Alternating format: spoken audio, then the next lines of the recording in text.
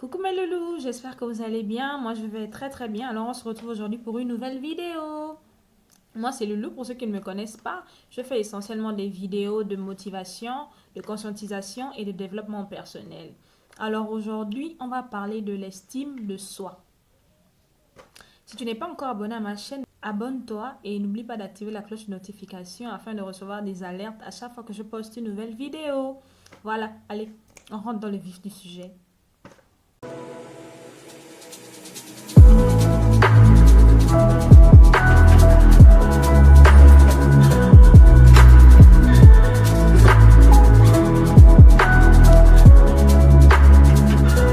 Alors, c'est quoi l'estime de soi? L'estime de soi, c'est simplement la valeur que tu t'accordes à toi-même, la valeur que tu penses avoir. Et c'est quelque chose qui se développe étape par étape. Alors aujourd'hui, nous allons voir 4 étapes fondamentales pour gagner en estime personnelle et la développer. Numéro 1, arrête de te comparer aux autres et aie confiance en toi. Ça, je pense que c'est vraiment la première des choses quand on veut développer son estime de soi. Parce que, vous voyez, on a forcément des personnes autour de nous qui ont réussi ou qui réussissent mieux que nous. Ou sinon qui ont des vies qui ont l'air d'être un peu plus faciles que les nôtres. Et on a tendance à se comparer à ces personnes-là.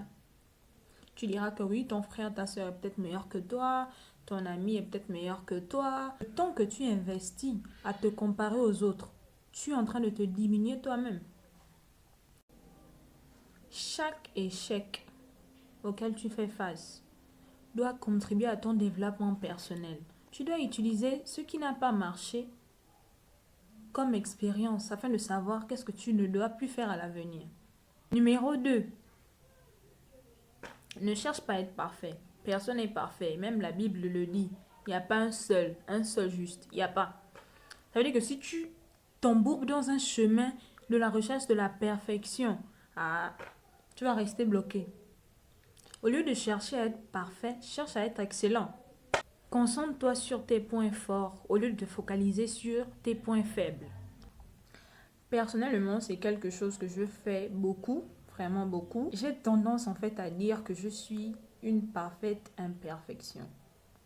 Et je me focalise vraiment en fait sur ce que je sais faire de mieux. Et ça, c'est ma mère. Ma mère m'a toujours répété. Je me rappelle quand j'étais au lycée, j'étais très nulle en maths. D'ailleurs, je le suis toujours. Et elle me disait toujours en fait que je n'ai pas besoin de m'attarder sur le fait que je sois nulle en maths, puisque je suis douée dans les autres matières. Je faisais de mon mieux pour avoir de très bonnes notes dans les autres matières, parce que je savais qu'au moment d'arriver en maths, catastrophe.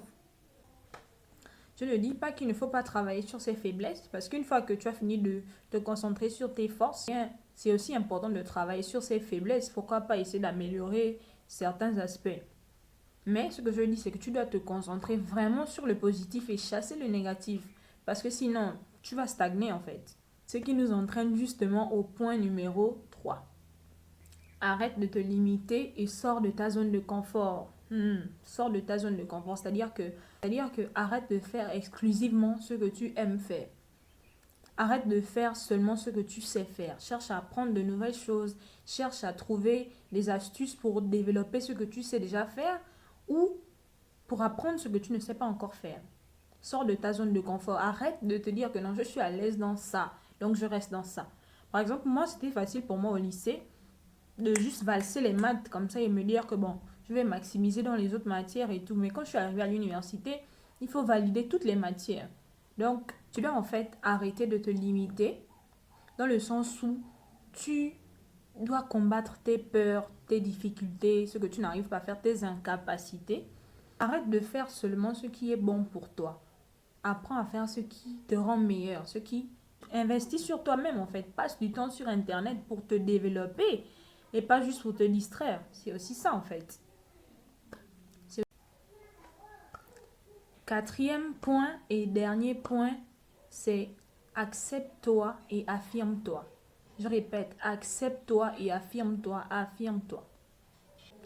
S'il y a une chose que je rencontre régulièrement lorsque j'essaie un peu de discuter avec certaines personnes et d'observer un peu la société actuelle, je me rends compte que beaucoup de personnes ont un problème d'estime parce qu'elles n'arrivent pas à s'accepter d'abord. Si tu n'arrives pas à t'accepter toi-même, il y a de fortes chances en fait que soit tu recules, soit que tu stagnes. L'opinion que les autres ont de toi ne peut pas surpasser l'opinion que tu as de toi-même. Ah non, non, non, ça c'est impossible. Parce que si tu te focalises davantage sur ce que les autres pensent de toi, au détriment de ce que toi-même tu penses, mais tu seras toujours derrière en fait les personnes là qui pensent que tu ne peux pas faire quelque chose alors que toi tu es convaincu que tu peux le faire. Et en étant convaincu que tu peux le faire, ça te pousse à essayer. Mais si on te décourage et tout, que non tu peux pas faire ça, tu peux pas faire ça et toi, tu acceptes leur opinion plutôt que la tienne.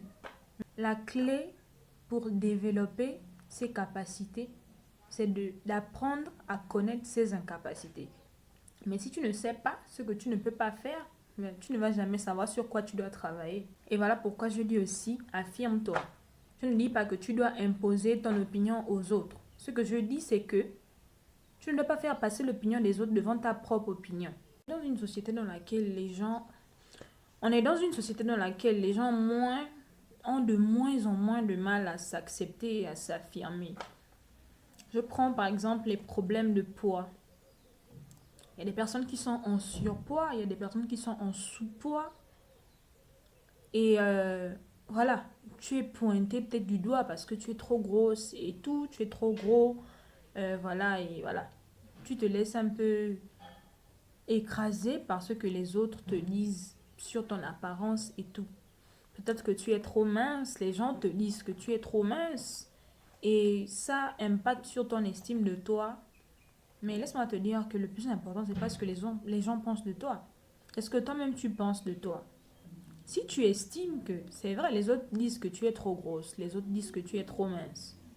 Si tu estimes que tu es vraiment trop gros, trop grosse et que tu es vraiment trop mince, travaille sur ça. Fais du sport pour pouvoir perdre du poids. Cherche des régimes alimentaires pour pouvoir en prendre.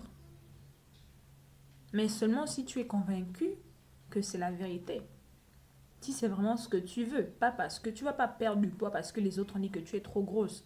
Tu vas perdre du poids parce que toi-même tu te sens mal à l'aise dans ton corps. Peut-être qu'il y a des vêtements dans lesquels tu ne rentres plus.